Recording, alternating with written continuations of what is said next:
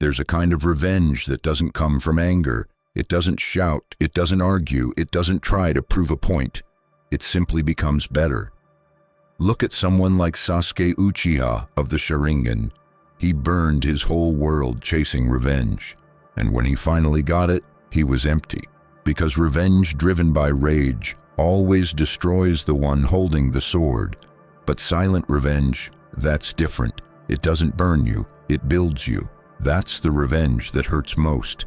The kind that doesn't announce itself. It just shows results. Today, I will teach you how to achieve it. You see, the loudest revenge burns out fast, yelling, fighting, proving people wrong. That's temporary fire. But silent revenge, that's the kind that builds empires. What is the nature of revenge? When someone hurts you, betrays you, underestimates you, mocks you, your first instinct is to react. It's human. You want to make them see what they did. You want them to feel the pain they gave you. But here's the truth. The moment you react, you lose control. Epictetus said it best. Any person capable of angering you becomes your master. And that's exactly what you can't afford to let happen. Because when you let their actions dictate your emotions, you hand over your power.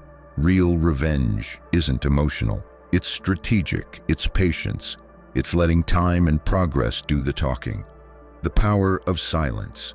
Silence is not weakness, it's command.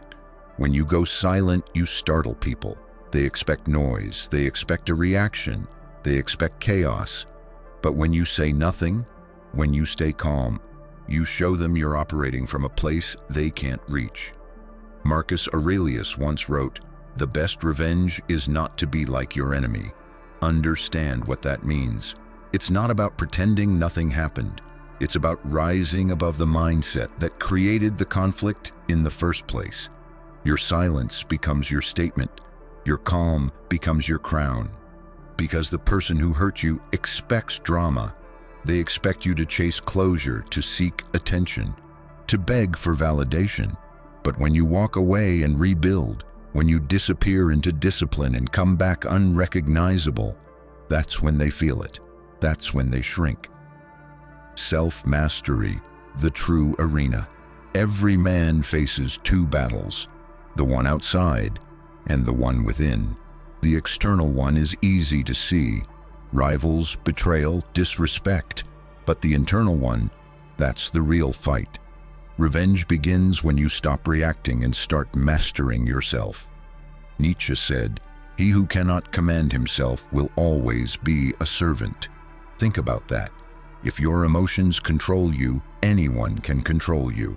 But when you learn to hold your tongue, steady your breath, and use your energy to build, you become dangerous in the quietest way possible. Think about Levi Ackerman from Attack on Titan. He's lost everything, his team, his friends, his mentor. But he never lets pain make him reckless. He turns loss into focus, anger into precision. Every move is clean, controlled, and silent. That's not revenge from hate. That's revenge through mastery. Levi doesn't need to shout to prove power. He is power, contained, lethal, composed. And that's exactly what real self-mastery looks like. No one can predict a man who doesn't react.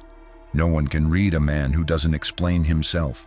And no one can stop a man who channels pain into power. That's silent revenge, turning what broke you into the reason you're unstoppable. So what do you do with the hurt? What do you do when someone disrespects you, when life humiliates you, when you're pushed to the ground? You use it. You don't cry about it. You don't post about it. You don't chase them. You turn inward. You turn it into fuel. You start cutting out the noise. Every distraction, every excuse, every person who feeds weakness. You channel your pain into purpose. You build a version of yourself that even your past self wouldn't recognize. That's what men of substance do. They don't chase revenge, they embody it.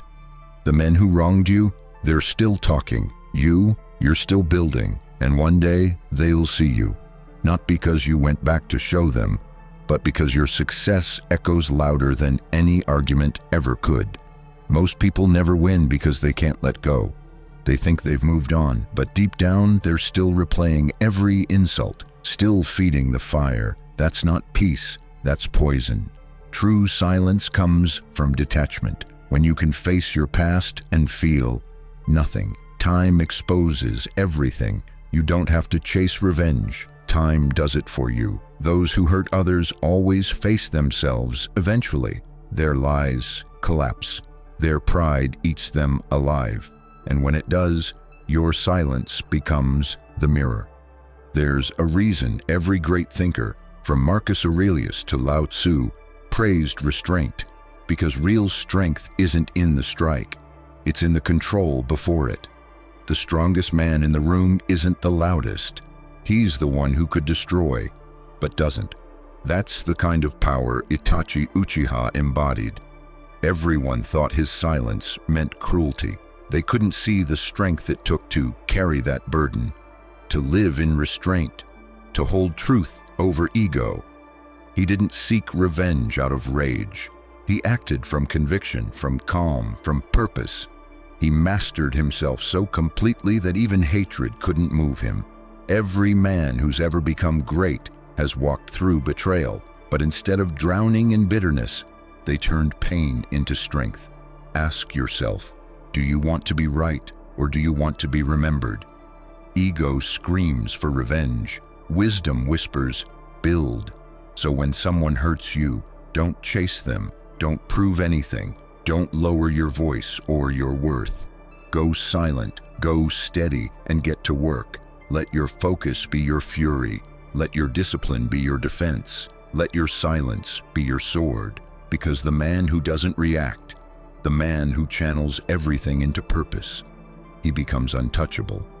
And when they see you again, calm, focused, thriving, they'll know. They'll know what they lost. They'll know what they created. They didn't destroy you. They forged you. That's the silent revenge that hurts most. Not anger, not payback, but evolution. You don't fight back, you rise. If you enjoyed this video, hit the like button and subscribe for more wisdom. Till next time, this is Stoic Thinker,